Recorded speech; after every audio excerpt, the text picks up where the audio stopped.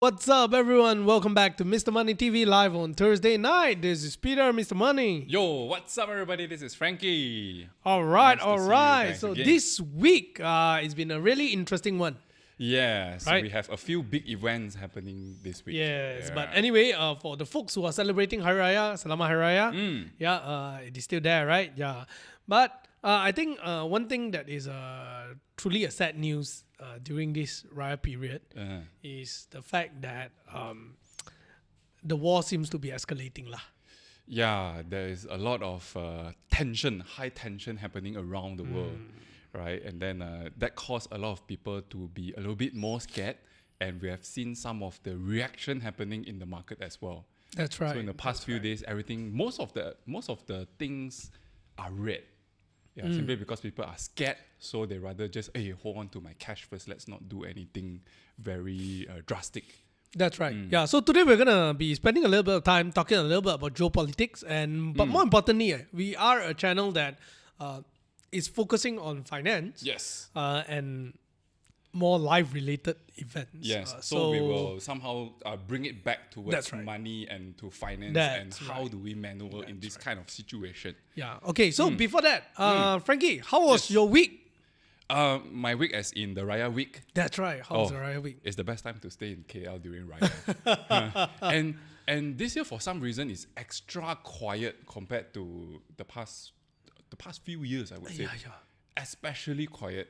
I think because in the past few years people were stuck in MCO and all that, right? So people took the opportunity that this time balik kampung, right? Celebrate Kau Kau and whatnot. So yeah, I think that made KL a lot more quieter compared to the past. Yeah. I thought it was a enjoyable time in KL for me because it's very, very quiet. Yeah, and got to spend more time with my family. We actually thought about going for a short trip, but then we thought about the jam. We gave up the idea. Yeah. Staycation in KL. That Yeah. works also. At first, that was something that we did think about as well. And then we also realized that there are many places that are closed. Oh, Yeah, so we wanted to go petting zoo, those kind of things, right? Hey, okay. many also are Yeah. Aidilfitri right close, so it's like, Yeah. okay lah, tak apa. But nonetheless, now we are back at all the jam. Just now on my way back here, it was jam already. Begin already. Yeah, I believe many of you all are back as well. Now, I think it's time that let us get into the news a little bit. yes. So recently, what happened was Iran actually sent in quite a lot of drones and missiles to attack Israel in retaliation to them assassinating and bombing the. Correct. From what MSC, right? From Yeah. what I read, right, is actually one of the largest airstrike in history. That's right. Yeah. That's right. So they sent in like more than 300 missiles and all That's that right. into Yeah. the Israel airspace. That's right. And almost 90% failed. But quite interesting to see is that, do you know that before they send out this airstrike, they actually warn them like a few weeks ahead? Yeah, that's what Yeah. they do. Apparently they do that in war these days. Yes. They will tell. It's like, more humanitarian. They will Yeah. also allow all the aids and all the medication and all to go in and prepare first before they launch the attack. Correct. It's like, Yeah. yeah, it's quite interesting. I mean, the structure of war itself is quite interesting. But because of that, now the world is standing on this very interesting place. Like, whoa, what's the next step now? Yes. Is Israel going to go full on in? Then what's it going to escalate into? Yeah. Here are some of the questions. Now, as this war is happening as well, we are also seeing Ukraine and Russia yes. having their own interesting progress, Yeah. right? Yeah. And if you look at this whole thing, a lot of people also say that currently this whole war is a bit of a West and it's a war between authoritarian nations and democratic nations, right? Not the Israel-Palestine one. I'm talking about the Ukraine, Right. Russia. It's kind of like a West-East proxy war, right? Because Russia is supported by. It's like a continuation of the Cold War, like that. Yes, to a certain that's extent. right. Yeah. To a certain extent, it's a continuation of Cold War. So there's been a lot of articles recently written talking about whether is there a possibility of going to World War III. And I think it's truly interesting because if that happens, a lot of things could change. And some people are also asking, actually, are we already in a World War III to a certain extent? It's just that it's a proxy fight, right? fight, Yeah. right, yeah. So these are some of the questions, right? Now, nonetheless, let's start by talking a little bit about history, right? And when we talk about history here, we just want to state upfront that we're not historian. So whatever that we are sharing about what happened in terms of the background, it's not so much on our opinion on history. Correct. But we are just trying to give a little bit of background. Yes. Yeah. So we just want to tackle this very carefully. Yeah. Correct. So those people who previously weren't too interested in this subject, to actually understand better so that they can pay more attention. Yeah. And for those who are familiar with the story, you can also chip in as well. You can put it into the comments and help us to develop this story together as we talk about it. Yeah. How else to clarify, not develop. Let's not develop it. Okay. Sorry. We are not developing story. We are just... That's right. Yeah. Okay, so let's begin with how Gaza came about being Gaza to a certain extent. Now we're gonna start by talking about the history from the UK time. Yeah, we are not gonna go into previous. The one you leave it for whoever historian or whatever not. We are just trying to give a background for investment purpose. All right, so that's what we're gonna do. Yep. Okay, so actually this piece of land, right, I would say is the most complicated piece of land. It has been at war since I don't know how many thousand years, right? And that's right. And until today, the issue still cannot be resolved. It's basically a conflict between a few races and religion and territorial kind of dispute, right? So what happened is that there is the Jewish people and also the Islamic people. They are trying to live on this piece of land, Palestine, Israel, that piece of land. And during the World War I, right, after the World War I ended, UK managed to control this piece of land. Yep. And then what they did is that, since now I control the land, right, and during the World War, a lot of all these Jewish, they had to flee their country and they all dispersed around the land of Europe and all that. So they were homeless. And because the war has ended, then the UK said, then now I declare this is a free state or whatnot. It is now safe and all that. You all can come back to stay. So a lot of Jewish people started to migrate back to this piece of land. When it does, then all the original people who stayed there, who are the Arabic Islamic people, they are a bit unhappy about it. Like, hey, why suddenly got new settlements in my country? So they were very unhappy about it. They were trying to push back a little bit and all that. Eventually, UK also cannot tahan with this kind of internal fighting between these two people, right? So they say, I give up. I don't know what to do with you guys. So can Taiko please come and help or not? When UK say Taiko is the United Nations, so can United Nations come and help or not? So the UN say, okay. Let's split the territory. So everybody has their own space. You all don't need to fight. Jerusalem, which is seen as one of the holiest place on earth, right? And everyone would claim both religion. Yes, both religion and for both races. So it's very hard to tell. Both also say this is our place. Correct. So to be fair, UN say this is an international city. You all don't touch. Okay, this is international city. UN will take care of it. But the rest of it, I'll cut into Israel and also into Palestine. So the Israel side of the people say, since you come and help to become a mediator, we agree with it. But the Arab people were still not very happy. They said at the end of the day, it's still all this my place. I've been here. Yeah, I've been here, and all this new settlement is here to take my place, right? And apparently, during all this carving out of all this territory, somehow I read articles that they would carve out all the lands with great natural resources to a certain group of people, and then the remaining of land is like give to the other side of the people. So it made the other camp of people lagi not happy, right? They said, no, if I want it, right, you should do it. Either one, you do it fairly, or number two, it's all or nothing. So therefore, they couldn't resolve this issue, and therefore they keep on fighting until today. There's still no solution. Yeah. So with this whole thing, what happened is that it seems to be an unsolvable problem, and I think this issue is not something that we seek to have an answer of, because if over the few hundred years of people couldn't solve this. It won't be solved within the next 2 years, lah. Put it Yeah, that lah. way. And honestly, it's not somewhere that I think we are in the position of giving any opinion. But what we're trying to say is that this has always been the zone of conflict for Yes. many, many, many reasons. Now, but what happened is that the interesting part is, over of the many facts, there seems to be some sort of peace development for a while. Yes, this peace is on the outside. There's a lot of internal side. But it is generally well known, or generally an open secret, that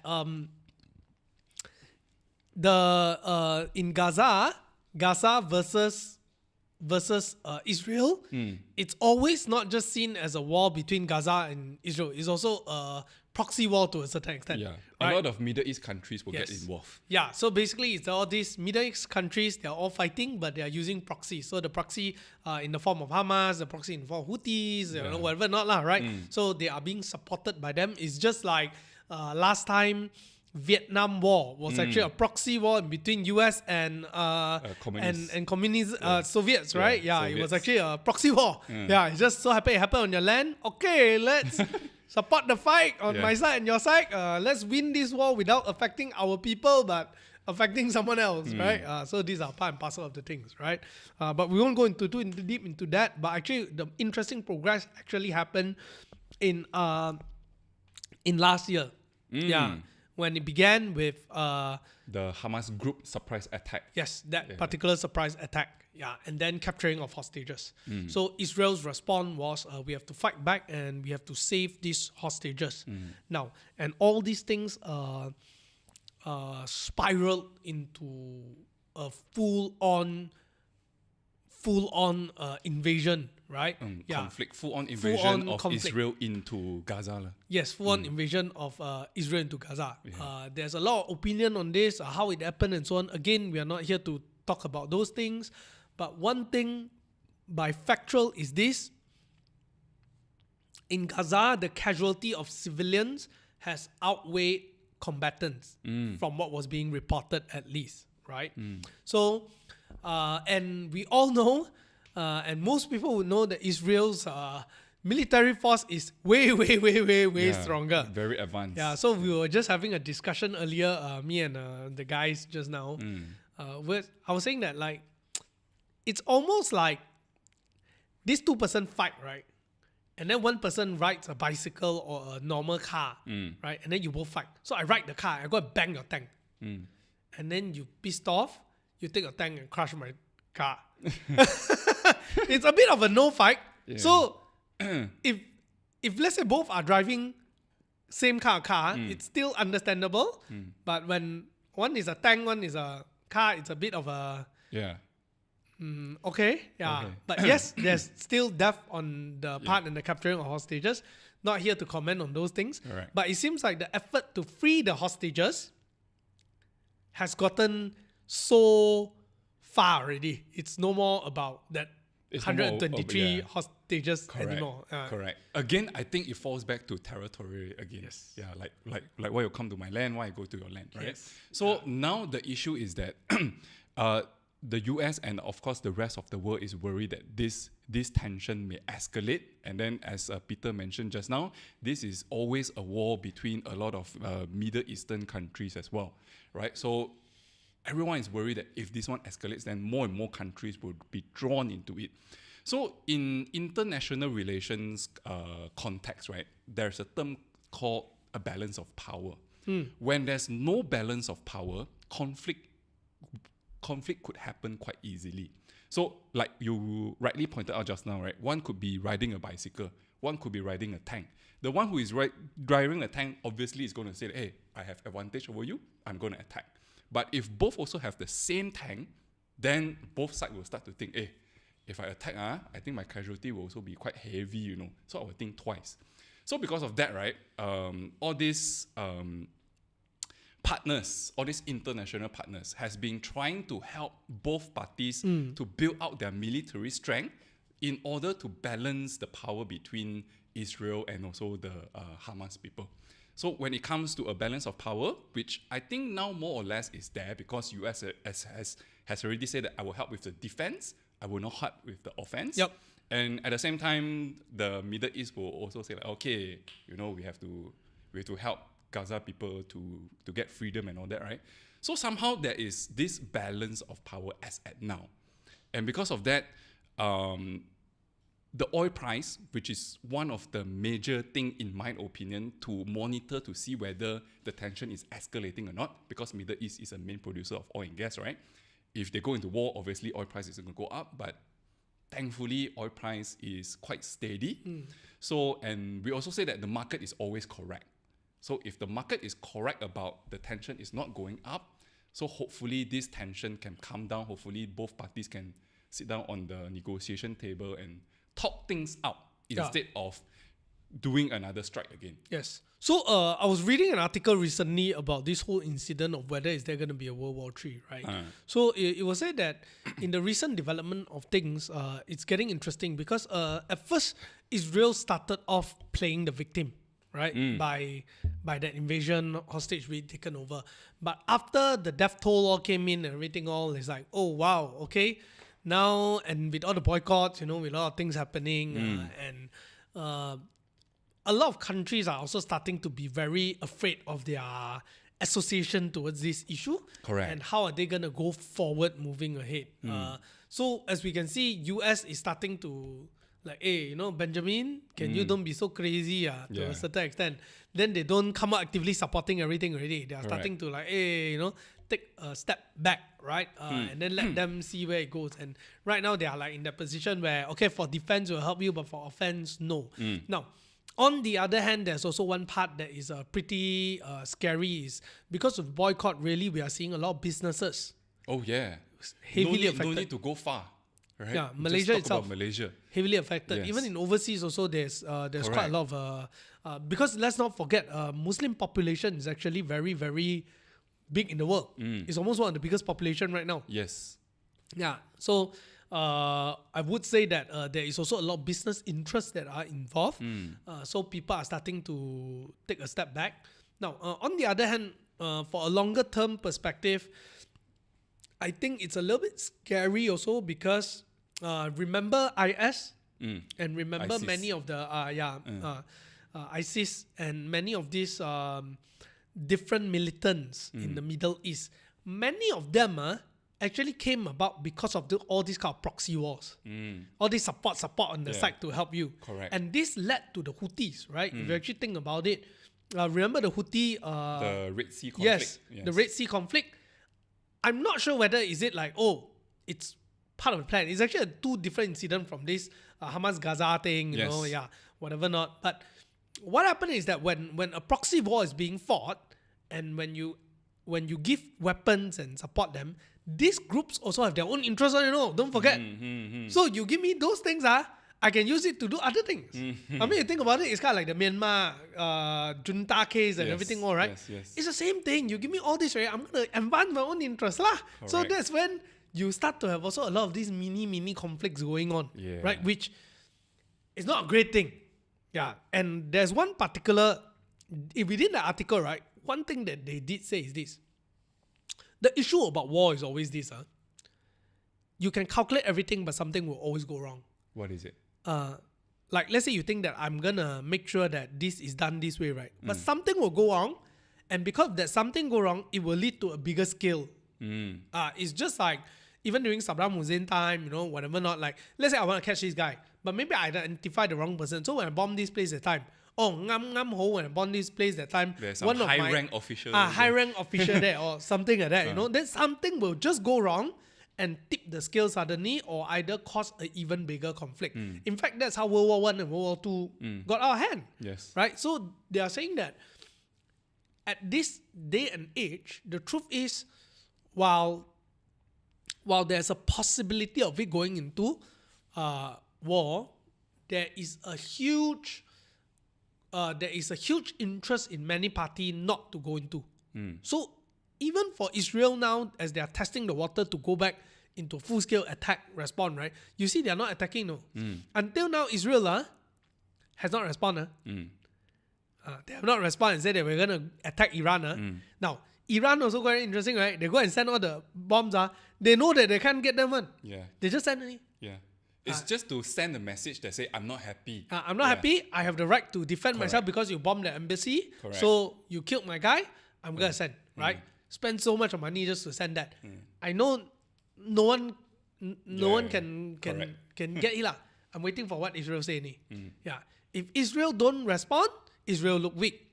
Right? In a manner, it's a loss in terms of reputation and the question about now can I take more advantage, war strategy stuff lah, right? But if they respond, now this is the exciting part. Correct.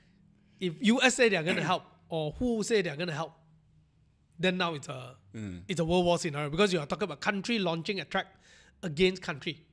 Yeah, that's a whole different story. So I think we are at this brink of questions, right? And at the same time, also if you look at Russia and Ukraine itself, the narrative now also is the question of whether Russia is gonna take over Ukraine, because EU and US also now they are not really supporting. Because how to support two wars? Correct. And with the US economy situation right now, they are fighting inflation, their economy is not doing very well.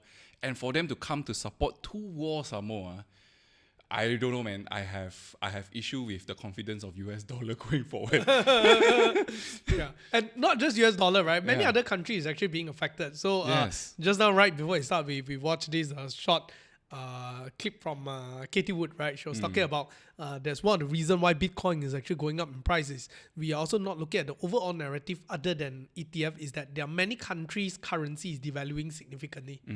And therefore, investing in Bitcoin becomes one of their easiest one way hold of value. to protect against the devaluation of your currency. Yeah, that's right. Because when your currency can devalue by 60%, 20% drop or 10% drop in Bitcoin is nothing lah. Let's put it this way. That's true, when you put it that way. Yeah. Currency is never supposed to drop. Some of this is already granted it's supposed to drop. Yeah, so what's that, right? So and I think that's one of the latest development of what's actually happening in the world. And with all this as well, you have to understand that many countries are increasing their military budget. Yeah. So actually every single country now almost is... I think everyone is trying to protect themselves right now because the world is getting messier and messier, right? But then it comes down to how much firepower that you have collected over the years lah. Yeah, which is not a very good thing. But again, come back to the concept of balance of power, right? If you don't do something, if you don't increase your military budget, and someone else does it, it just makes you look very vulnerable. Yeah, so this is something that cannot be avoided. Everybody has to follow suit if we start to see threat surrounding us. This is just nature lah. Yeah. Okay, anyway, I just want to quickly address this complaint. Some people say playing victim, they are the victim. Okay, like you say, when I say playing victim, I don't mean in a bad intention for whoever party it is. What am I saying? They are portrayed as the victim in the media. Yeah, that's my point here lah. Anyway, I'm not gonna go on talking about it. Yeah, but my point is that again, I just want to highlight once again that we are not giving opinion of the situation. We are giving a background of the escalation of conflict and why does it matter in terms of this time round. Now, I think there's one interesting development in US as well, right? When we are talking about all this, because this war has transcended from from firepower, arm, and human, but in terms of trade. Yeah. And there are some interesting development moving ahead. Just to share with you and to mention to the audience out there, right? Do you know every single country in the world right now that matters are actually literally secretly having a policy, or it's actually quite an open thing, not even a secret, is if Trump comes into power, what they're going to do. Oh, really? Yes. Because, which you're going to give a background, you're going to talk a little bit about, touch on the trade war side, the escalation of tariffs, blah, blah, blah, right? Yeah. But imagine now with Joe Biden, that's what we're going to talk about. Many people are expecting Trump to actually go on an even more crazy stance. Yeah. So if he's going to go on a more crazy stance, what's the world going to be like, right? And China itself is already preparing itself for Trump to be president, Yeah. A lot of countries are doing a preparation for that. Even before Trump becomes or may or may not become the president, I think Joe Biden has already put a lot of pressure on China as well, right? That's right. So the fella is going to vow to be even more aggressive. Oh, crazy. Yeah, so just to give some context over here, right? So US has also done something to China recently. So if you could recall, in the past, there was a boom in the solar panel industry, right? We are talking about green energy and stuff like that. And then China being China, they have a lot of all these natural resources. And the government supports green energy. So the government provided a lot of subsidies to the industry to build more solar panels and things like that. And when that happens, when China has enough for themselves already, what do? They will have Give to 1U and put on their roof. Sorry, I just had to inject that. Yeah, so SolarWest has gotten the contract to build solar panel on Monocom. Right? Okay, so that's another story. But the story here is that because China has already gotten enough solar panel for themselves, they'll have to sell overseas. Now, when you have too much supply, what happens is that price will go down. In international context, sometimes it is known as dumping. Means things I don't want already, I dump to you. And when I dump, I would dump at a very, very cheap price because It's a rug pull, eh? Yeah, correct. It's like rug pull like that. So a lot of all this solar panel was quote unquote dumped to the US, right? Yeah. So yes, for US consumers, great lah. I get free, well not free, but very cheap solar panel. Yes. But what happens is that it will affect US industry, US solar panel industry. Oh, by the way, just an add-on. Do you know that in UK, I think it was in UK, I read an article, right? That solar panel is so cheap that people made it as fans. Huh? Yes. Oh. Cheaper to use solar panel as fans than build your own fans. Okay. But good also lah, you can harvest. Quite smart, right? Power, right? Anyway, go on. Yeah. Okay. So US experienced that, and it was very painful. This time round, China's strategy is to continue with the green energy initiative. So the China government has been subsidizing their EV industry. So again, I mean, in Malaysia also, Chinese EV cars is so much more competitive compared to other country punya EVs, right? So it is the same in the US as well. Now, again, the US government is aware of this, and now they're very careful with this. They say if China is going to export all these EVs, cheap EVs to the America, then what will happen to their own automotive industry? So Biden has come out with a plan. Of course, he needs to go through parliament and get it signed and all that lah. But his plan is to actually increase the tariff of industrial matter from China from 7.5% all the way up until 25%. That is more than 300% increase in tariff. So when that happens, what it will do is it will make China EV cars more expensive to be sold in America, but it will help the US car industry to be more stable. Sounds like a place Proton high. I'm sorry. Yeah. So that story is being played out in the Western countries lah. Yeah.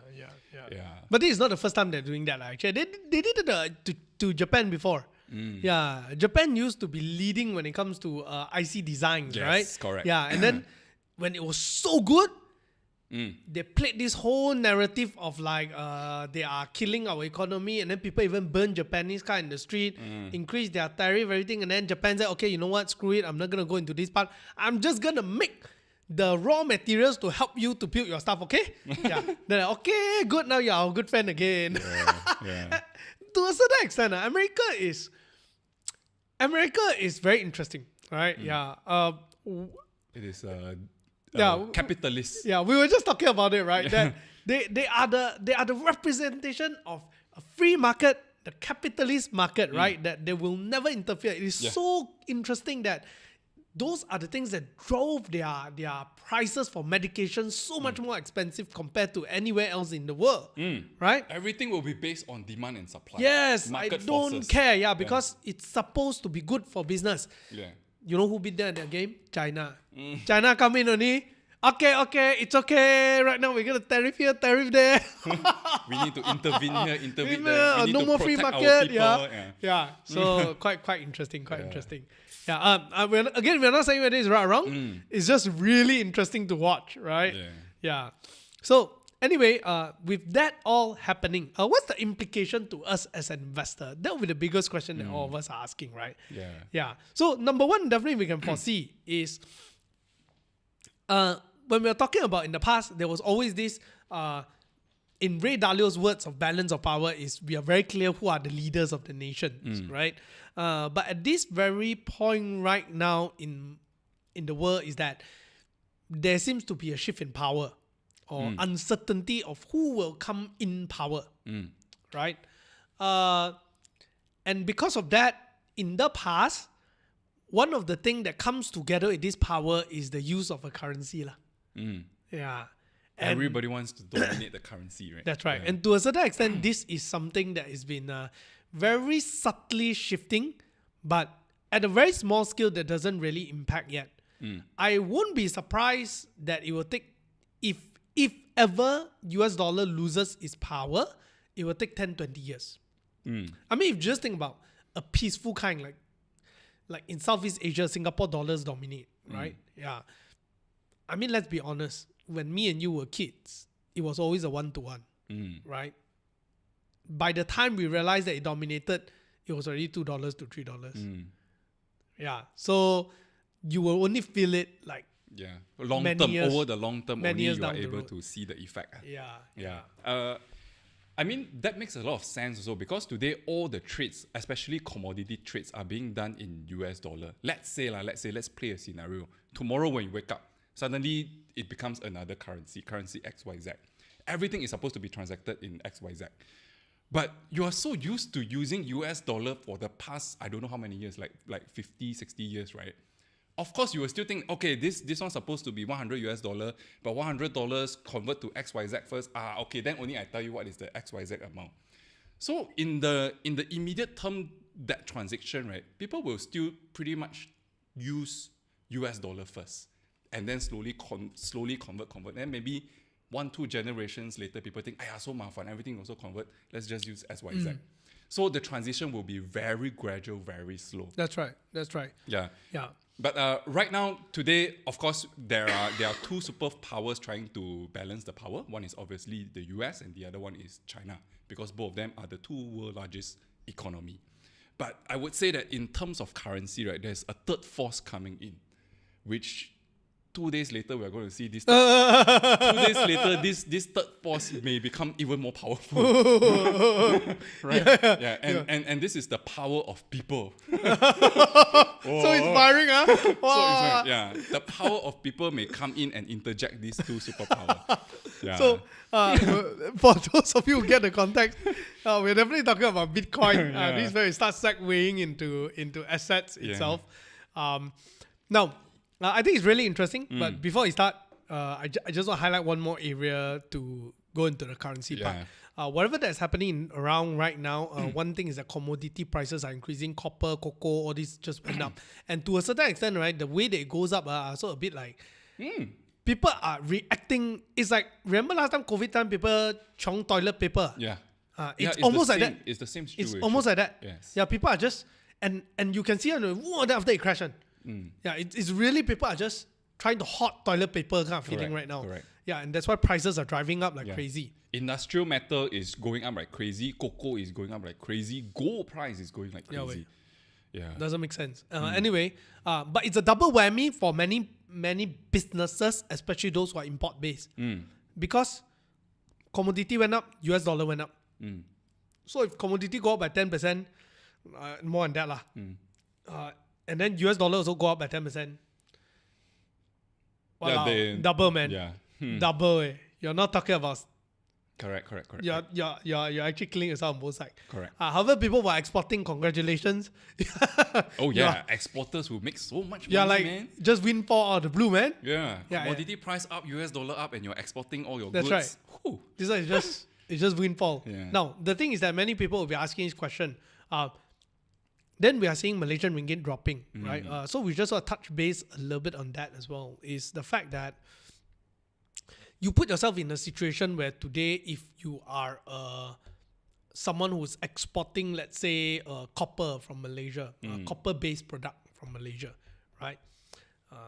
Now, when you export it to overseas and people pay you in USD right now, do you dare to convert the money back into Malaysian ringgit? Right now, you are encouraged to repatriate the money back to Malaysia. Yeah. You're encouraged, Correct. but whether you will do it or as not. a business sense, Yeah. you're doing it for national service only, you know. Yeah. For So- business stance may not, because what if today I convert back to Malaysia and tomorrow I need US dollar again, but it already That's right. depreciates. So usually they will have a pool where they don't simply convert. Yeah, That's standard. correct. But by the end of the year, when you tabulate the earnings, how much do you bring back? That'll be the question, right? Yeah. So I think there are different things that can be done. But yes, on the business sense, it's you really are just gonna do it for National service. yeah. That's why I think EPF is fantastic right here, right? Because like they only have a small portion of overseas investment, yet they made so much of money, right? Yeah, and your EPF like pretty good, right? Yeah. Anyway, there's a topic for another day. Now let's move into the thing about Bitcoin, right? So here's where because what's interesting about Bitcoin, since we are talking about geopolitical tension and Yeah. shifting of power, Bitcoin is owned by no one. And that's why Frankie used the word, maybe The the power people's of- currency, right? the power of people. The power of people, right? Because it's owned by Correct. no country owns Bitcoin. No country can censor Bitcoin. No Yep. country can control Bitcoin. Even gold also, to a certain extent, there's a control. Yes, right? correct. Yeah. There's no control. So therefore, there's nothing you can Yep. do about it. There's nothing you can do about it. It Yeah. is a free currency. Yeah, but nonetheless, this is still a very volatile asset. So at this point, it's still very hard to become a real currency to be used in a real world context. lah. Like if you buy a coffee, one Bitcoin tomorrow, wow, that Bitcoin shot up to, I don't know, $100,000, then Yeah. you lose all the So value. here's where the interesting thing is, right? Because you have to put yourself in a situation where, let's say if I'm in Africa right now, where my currency is actually dropping significantly, and I need to, yes, I'm earning well, I'm okay. Let's say I earn in a certain figure, I still need to set aside some money every month, right? What do I set aside my money into? Stock market, which is denominated by my currency, and my currency is dropping. What am I gonna do, right? Yeah. Open a US stock account? Yeah. That could be one of the way. Yeah, so if you're interested in opening a US stock account, yeah, you can check out M Plus M Global. Plus, yeah, global, yeah. Yeah, if you deposit 2,000 ringgit, you get 5 free Grab shares. Oh wait, 5 ah? 5. Not one, 5 free Grab shares if you deposit 2,000 ringgit. Right, into right, the right, account. right. Hey, and on top of that, we have to thank our real sponsor for today's yeah. video. Yeah. Zeus Coffee. Zeus Coffee, yeah. Cheers. So thank you very much, Zeus, for sponsoring us. We have our coffee every day. Yeah, not every day we get free coffee. Yeah. But today this episode is being sponsored, so we get a free copy. Yeah. But yeah, actually we have been drinking it even before we're being sponsored. That's true. Yeah. This is simply because they have, well, good coffee and it's reasonably priced. Correct. Yeah. That's where I think they're fantastic, right? A lot of people thought that whenever I say certain things, is like, for example, remember the Bond one when we were talking about Bond that time? We were saying Bond Estate is very, very good. Then some people thought that we were like being paid to talk about it. But you know, it was really a very nice design. Correct. Yeah, but anyway, that's the point. Yeah. Now, Zeus, I think it is fantastic because number one, do you all know that in terms of like this kind of Angmo coffee, Angmo coffee, they're one of the cheapest already. 6 ringgit and 90 cents For Americano. for Americano. Yeah. That's And- pretty much one of yeah. the cheapest. Yeah, and if you do the mission check-in every day, you get points, right? And when you reach like, I think 300 points or something, you can Correct. redeem cash. That's right. Cash And voucher. time to time, they send you the complimentary Yes, free drink. correct. Like every 2 months, they'll send me one. Correct. Yeah. And Then birthday month, you get free cake or something like that. yeah, and more importantly, is the taste of the coffee is ngam ngam ho. It is just nice. I would say that for my taste buds, it's just nice. It's like, okay lah, sit right there lah. Yeah. So anyway, good local Malaysian brand. Yeah, we like it. Thank you very much, Zeus, once again. Now, let's go back to the question about currency. So we know that there's going to be one development happening soon, which is 2 days down the road. Halving days down will the be road. Yeah. happening. Yeah. So Frankie, what are your thoughts? Okay, so a lot of people think, oh, this Bitcoin halving coming, it is going to be world-changing event. You know, right now, Bitcoin going to 100,000, whatever. But I just did some mathematical calculation just now because I'm trying to justify for myself. Actually, when the halving happens, at the point in time, or maybe even in the immediate term, let's say 30 days, 60 days down the road, like, it will not have a lot of impact to Bitcoin price. Yeah, Why, like- usually within that. Yeah. Okay, go on first. Okay, so Yeah. I try to justify it based on mathematics. So now every block, the reward for Bitcoin is 6.25 ma. Yep. So when you go half, it will be 3.125. Bitcoin has 144 blocks a day. So that means one day it will churn out, after the halving, it will churn out 450 new Bitcoins every day. But when you look at the Bitcoin transactions per day in the world, there's about 380,000 Bitcoins being transacted. So 400 against 380,000 is like a drop in the ocean like that. It has no impact at all. So if you talk about short-term movement to the prices because of the halving, I think it has got near to zero impact, simply because 450 against 380,000. But what happened is that because of the halving, the new supply of Bitcoin is going to be cut by half. So over the long run, as more and more people understand Bitcoin and they will go into Bitcoin and adopt it, and the demand starts to rise, this is when suddenly you have new demand, but the supply is cut by half. That's right. Then only the long-term narrative of Bitcoin halving is impactful to the price will happen. That's right. Yeah. Yeah. And that's the interesting part of the technicalities of Bitcoin, is that it's deflationary in that sense, but not deflationary in the sense where it is like, whoa.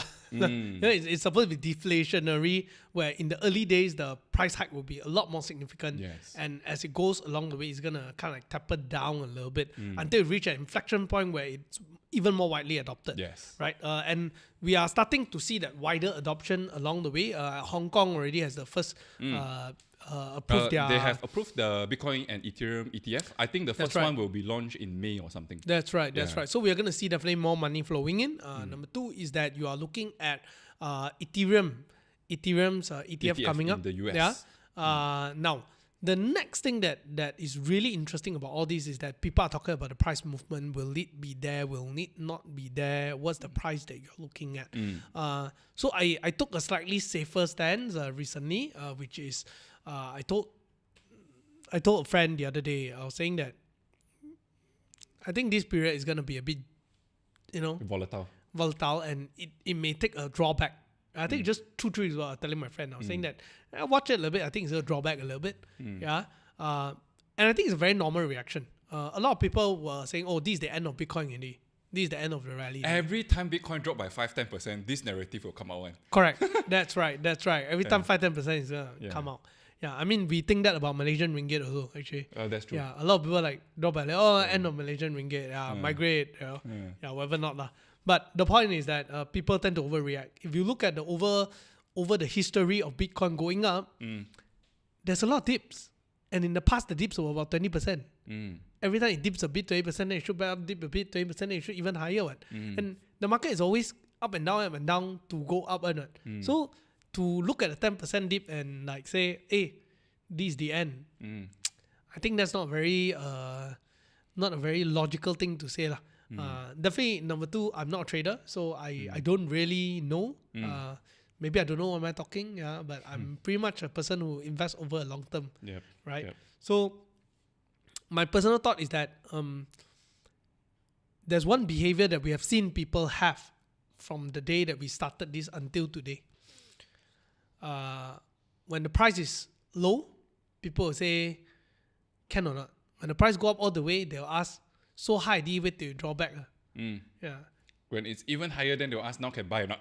Correct. Yeah, still can buy or not. Then when you drop, they tell you, hey, I bought luckily I never buy, right? Oh, or luckily. I bought already. I bought already at the high, right? So I think there was a Jason Leong video that that we've been sending around among our friends just to have a good laugh, right?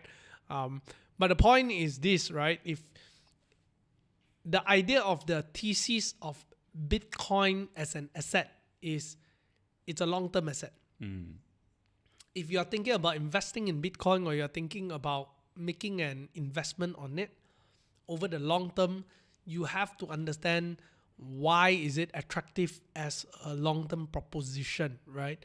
If you're only talking about short-term trading, honestly, it doesn't really matter.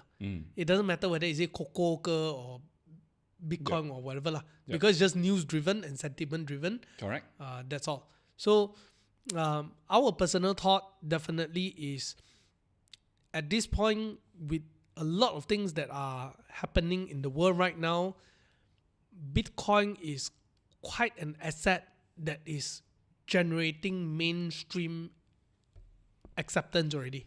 Yeah, for me, it's also because the price of the movement of Bitcoin recently has sort of correlate more towards what is happening around the world as well.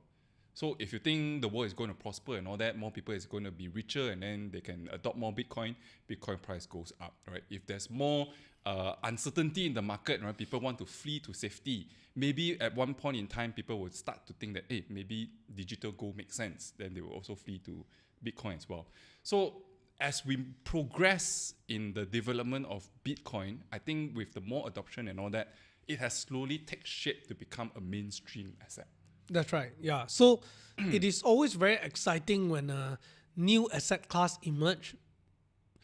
That is usually when the great price hike happens, right? Yes.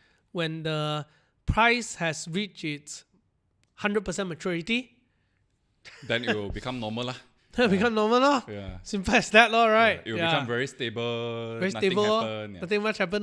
That's when that's how it works, right? Yeah. So the point that we want to say is, my position of it is that it is exciting as one of the early. It's like the gold rush during the Wild West. Yes. Yeah. In the early days of gold. Yeah. Where people are saying that, hey, you better have gold. Then people are a bit like, cosmetic okay lah, but storing my money in gold. Yeah, I'm sure that there was a time like that. Yeah, so today I was in the podcast also, we were talking about money, right? Yeah, the concept of money is actually created, right? Yes. It was never really there. It's a matter of perception, right? In the past, it was, I want butter. I want beef and I got veggie. You got beef, I got veggie. You want veggie, we exchange, right? Subsequently, then people say, okay lah, we take some seashells or whatever lah. I mean, the seashells worth nothing lah. Let's put it this way, right? But it's just an easier way to make life more convenient. Correct. Yeah. Correct. So yes, perception is everything. Yeah. For example, property prices. Yeah. How to tell whether this building is worth this much, right? Yeah, it's perception. Everything is perception. Let's be honest about it, right? The only thing that doesn't really come down to much of a perception is actually business lah. Because a business has the ability to keep generating income, right? So unless you're talking about income generating asset, most things are perception. And even an income generating asset, adding on our perception becomes something called overvaluation. Which is happening right now. Right. Yeah, it's just like Tesla, who is a car maker, suddenly becomes it's a tech company. It's a tech company. Right? Yeah, okay, to say that I have Tesla shares. So now Nvidia is not a tech company already, it's an AI company. That's right. Yeah, so it's all about your perception, right? Everybody must upgrade. It's all your perception. Right? Yes, correct. Yeah. But nonetheless, if you guys are interested to get yourself some Bitcoin and other cryptocurrency, you can check out our Luno referral as well. That's right. Yeah, you get 75 ringgit extra worth of Bitcoin if you buy 250 ringgit worth of Bitcoin. That's right. Now, lastly, one of the things to actually touch on is I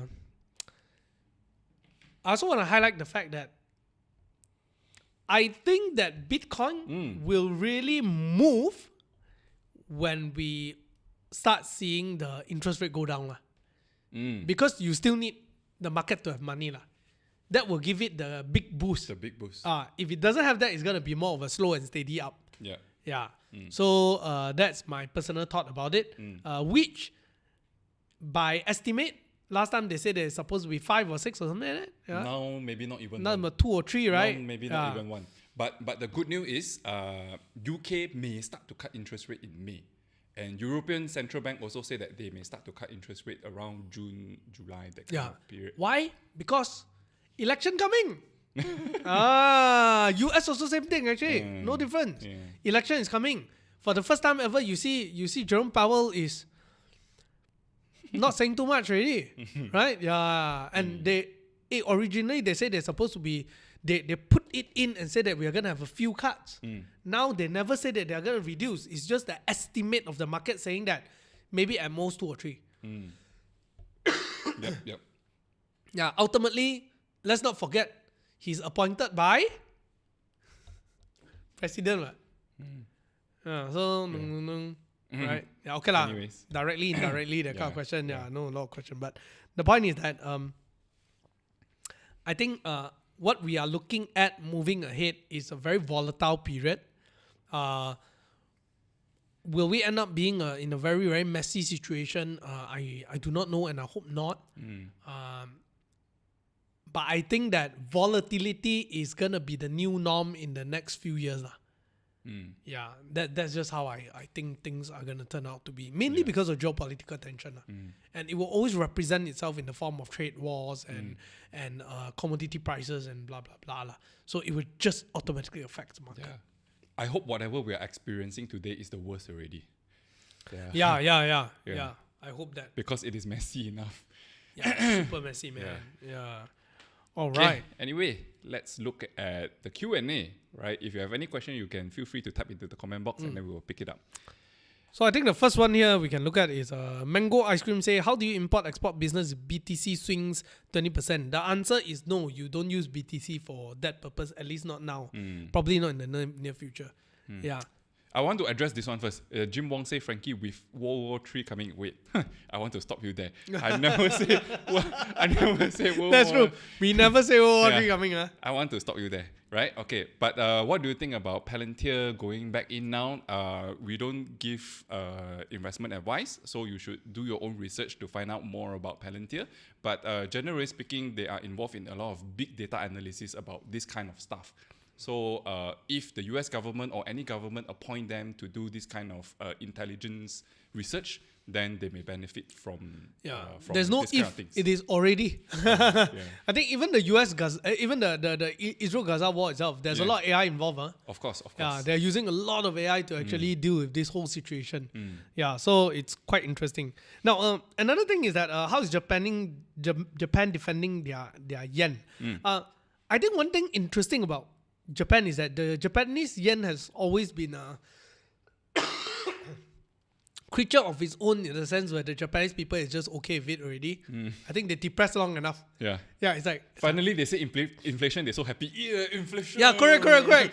First time ever in Asia, right? Inflation this year. Yeah. But then, like not high enough like that. Yeah. They're so excited with inflation, right? Yeah. The stock market boom because of inflation. While the rest of the world is going down because of it, they are actually going up. And Japan now is I do think that Japan is sitting in a very interesting place, just like Southeast Asia. So now the conversation is about the world South and Japan, right? What is World South? The global South. Oh, the Global South. Oh, The global okay. South. Yeah, the global South. Because in the past, economy has always been dominated by the North Hemisphere. The Southern Hemisphere never really dominated the economy. And as right now, the war is happening in the north side of the world. Now they have to look for people to, business has to go onward. So it has to be dispatched to down there. Yeah, so India is an interesting place in itself. Southeast Asia itself is unique. That's true. Yeah. Because we are good friends to both China and US. Same thing with Brazil, Argentina, all those who has always been in like, US is my taiko, now suddenly they have a choice already. So it's getting quite interesting in that sense. Yep. And with commodity prices going up, all this Brazil, Argentina, they are a main producer of all the commodities, right? Like soybean lah, cocoa lah. I think they are all enjoying this kind of situation to a certain extent.